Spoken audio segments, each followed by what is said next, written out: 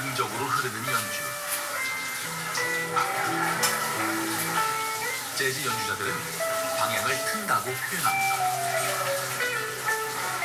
사람들은 창의적이라고 말합니다. 재즈를 연주하는 창의적인 순간, 연주자들의 머릿속이 궁금해집니다.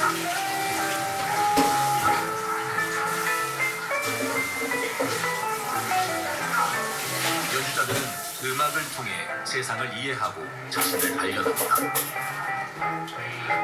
음악은 세상을 보는 창과도 같죠.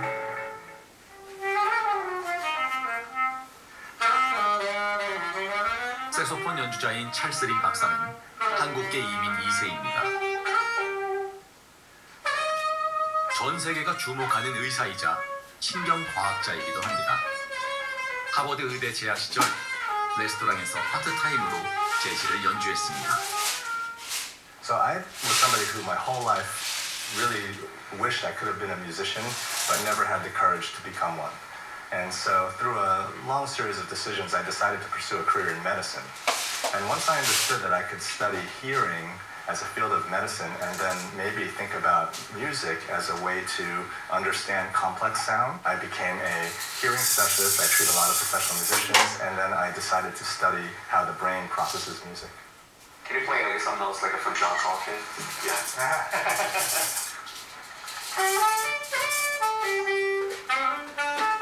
존 콜트레인의 색소폰 연주는 찰스 린 박사가 재즈에 몰입하게 된 계기입니다.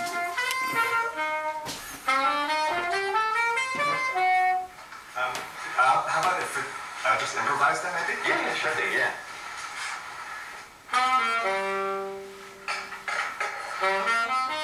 또한 창의성에 관심을 갖게 된 계기이기도 하죠. John Coltrane, in particular, to me, when he plays, my jaw drops. I just think to myself, I can't believe he can think that, much less play that. Both things are very amazing for me. You know, there'll be like 100 notes to outline a chord or scale, but there'll be a key moment in the passage where I think, oh, there's pain in that note. And suddenly I thought, I must understand this kind of music better. 재즈 연주자이자 의사인 그는 창의성이 필요한 것은 연주자뿐만이 아니라고 말합니다. So, for example, even in the sciences, and a lot of people that are in science, they think of it's very rigid and certain, but there's a lot of scientific creativity. Even in surgery, if you ask most surgeons, they will tell you that they had to be creative to successfully navigate through unforeseen or unplanned obstacles that happen during surgery. 찰스 린 박사는 즉흥적으로 재즈를 연주할 때 뇌에서 무슨 일이 일어나는지 연구했습니다. fMRI용 특수 건반까지 제작했죠. 창의성이 발현되는 순간 우리의 뇌에서는 감정과 인지에 영향을 주는 내측 전전두엽 피질은 활성화되고 반면에 통제와 계획을 담당하는 부분은 수면 상태가 됩니다. Really, when we think of what separates a human from an animal, it's the prefrontal cortex of the brain that's most different. And so this is the part of the brain where if you had to choose one part of the brain to represent human creativity, that's kind of like the master control board is in the prefrontal cortex. But it's engaging all of these other parts of the brain that are bringing in information and putting out information and processing emotions in order to make it happen correctly. 즉흥 연주를 하는 이 순간 뇌는 기타 코드라는 지식을 활용해서 새로운 연주를 만들어내는 것입니다. 우리가 일상에서 나누는 대화도 같은 식으로 이해할 수 있습니다. So let me give you an example.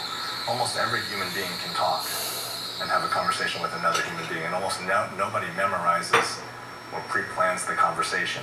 Okay? And so what happens is you have a conversation with somebody and you are immediately improvising in both directions.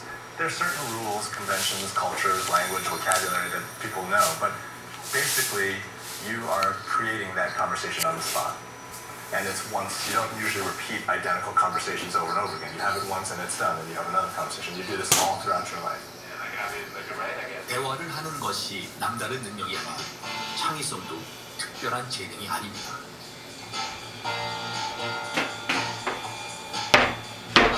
누구나 창의적일 수 있습니다.